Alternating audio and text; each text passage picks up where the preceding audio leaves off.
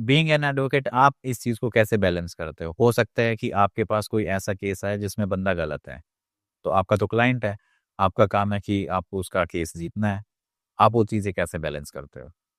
ऐसा तो नहीं हुआ होगा कि आपने अभी तक जितने भी केसेस हैंडल किए उसमें सामने वाला जो आपका जो क्लाइंट है वो इनोसेंट हो? कई बार वो दोषी भी होता है और आप जानते होगे। बिल्कुल, बिल्कुल। देखिए, प्रथम दृष्टा प्रथम दृष्टि में ही गलत और सही का ज्ञान हो जाता है। अब अगर ये पारिवारिक मामला है, तो हम इसे बैठ के ही सुलझाते हैं और हमारा काम ये होता है कि ना तो ये गलत है, ना वो गलत है। अगर किसी एक को गलत साबित कर दिया, तो ये न्याय है और समाधान में दोनों खुश होते हैं और दोनों ही सही होते हैं और दोनों ही गलत होते हैं। एक दूसरे को स्वीकार करना होता है और ये न्यायालय में नहीं होता। न्यायालय में न्याय होता है जिसमें एक को सही और एक को गलत ठहराया जाता है और यही से हमने वकालत के पेशे में या उससे हटकर के कुछ चीजें अलग की।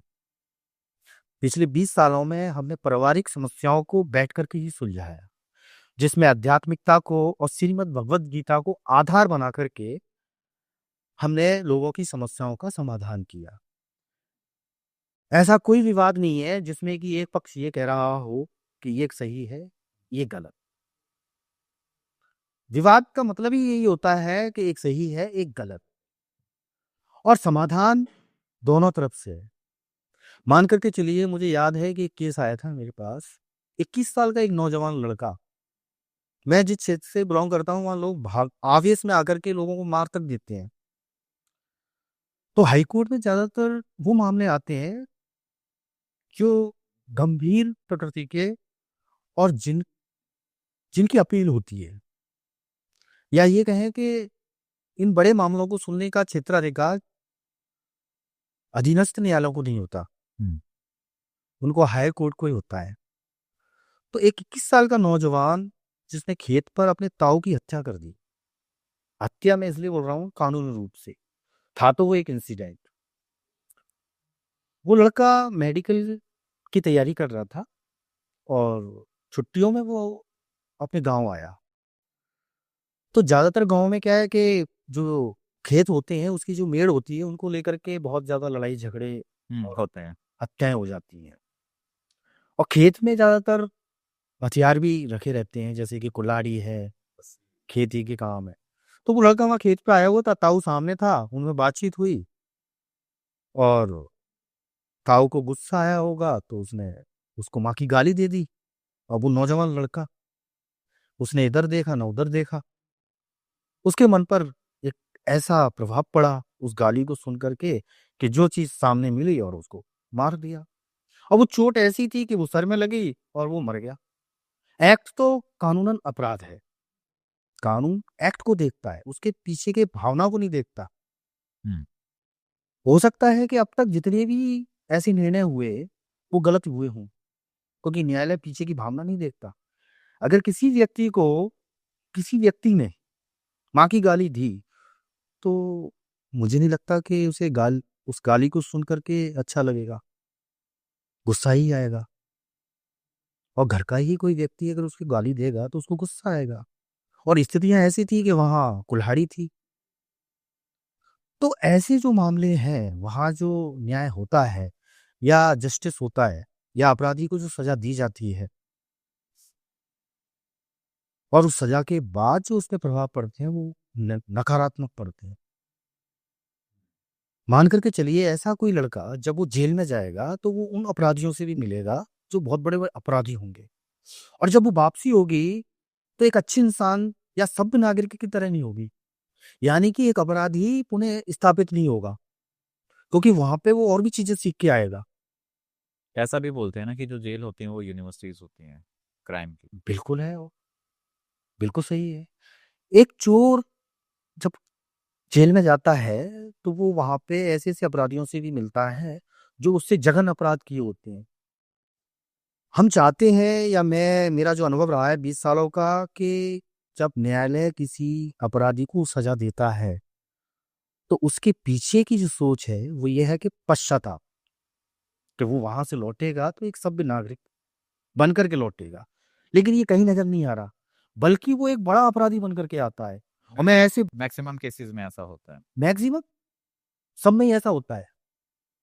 हालांकि ऐसी सुविधाएं हैं, मनोवैज्ञानिक मार्गदर्शन देने की ऐसी सुविधाएं हैं, लेकिन वो धरातल पर नहीं है। समझ पा रहे हैं आप? एक अपराधी के साथ अगर कोशिश की जाए तो वो आध्यात्मिक होगा।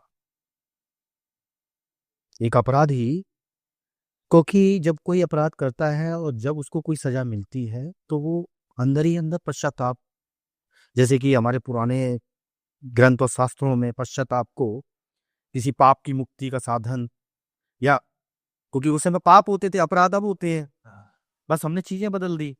पाप जो होता है वो मन से भी हो जाता है, अपराध जो एक्ट से होता है, दोनों में अंतर ये है। लेकिन पाप तो सबसे ज्यादा हो रहे हैं और उसके लिए कुछ कुछ नहीं हो रहा। आप समझ पा रहे हैं मेरी बात को? अपराध के लिए तो हमने साधन बनाया है, पाप जो हो रहे हैं जो हर पल घटते हैं। तो मैं फिर से वहीं आऊंगा कि अपराधियों का पुनः स्थापना, आप यकीन नहीं करेंगे, मैं ऐसे लोगों को भी जानता हूं जो अपराधी थे और वो आज न्यायालय में अधिवक्ता के रूप में काम कर रहे हैं। और मैं ऐसे लोगों को भी जानता हूं जो अपराधी हुए, जो आध्यात्मिक है और पूरी तरह से। तो मेरा तो यही कहना है कि अपराधियों के लिए जो सजा का प्रावधान है उसके पीछे की सोच है अपराधी के अंदर पश्चाताप की भावना और उसकी पुनः स्थापना एक सभ्य नागरिक के तौर पर। तब तो ये सार्थक है न्यायपालिका का जो सजा देने का जो प्रावधान है।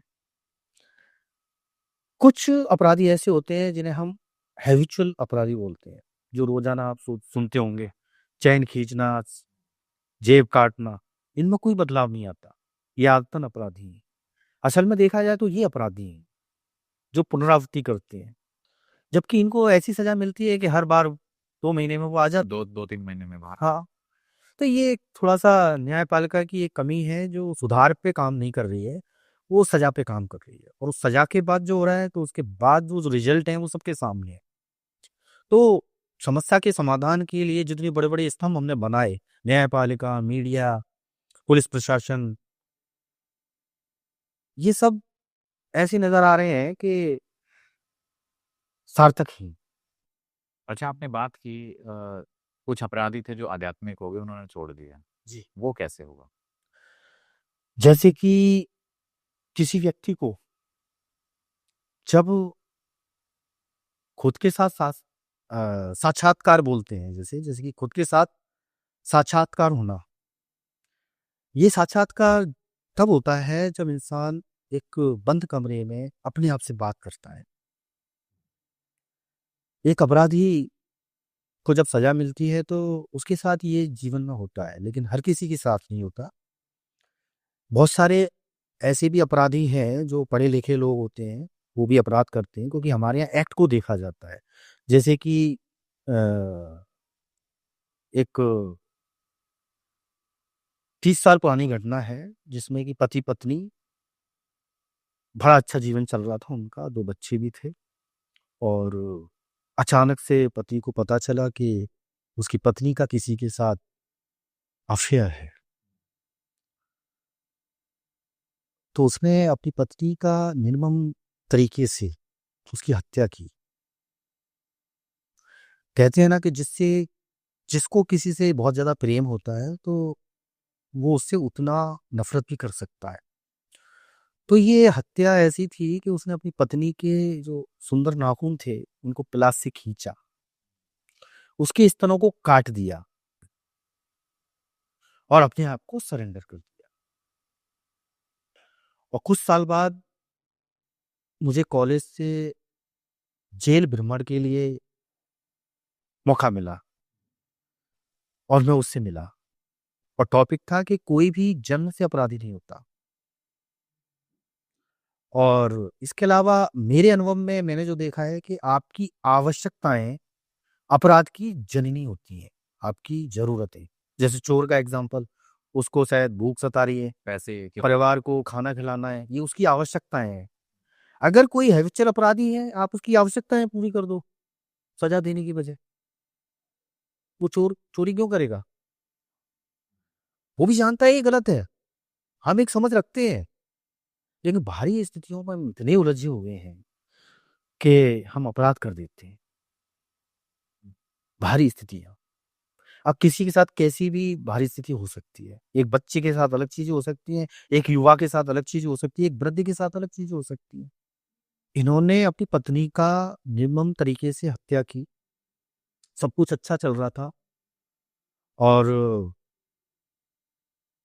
इस घटना ने उ उनके इस घटना ने उनको उन चीज़ों से उबार दिया जो उनके लिए महत्वपूर्ण थी। जब इंसान अपनी पसंद से ऊपर उठ जाए, अपनी इच्छाओं से ऊपर उठ जाए, क्योंकि उसके लिए उस समय उसकी पत्नी ही सब कुछ थी, जिससे वो प्रेम करता था। आज वो नहीं है, उसी ने ही उसको मार दिया। तो उसके जीवन से एक महत्वपूर्ण चीज़ चल खत्म हो गई। बस यहीं से उसकी आध्यात्मिक यात्रा का आरंभ था।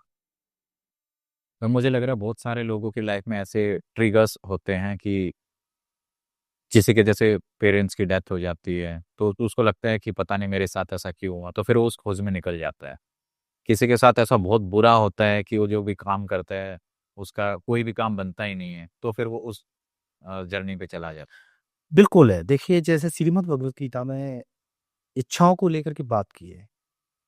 इच्छाएँ रखोगे तो आपका मानसिक संतुलन बिगड़ेगा। इच्छा पूरी नहीं होगी तो प्रभाव पड़ता है और ये प्रभाव मन पे पड़ता है। शरीर और मन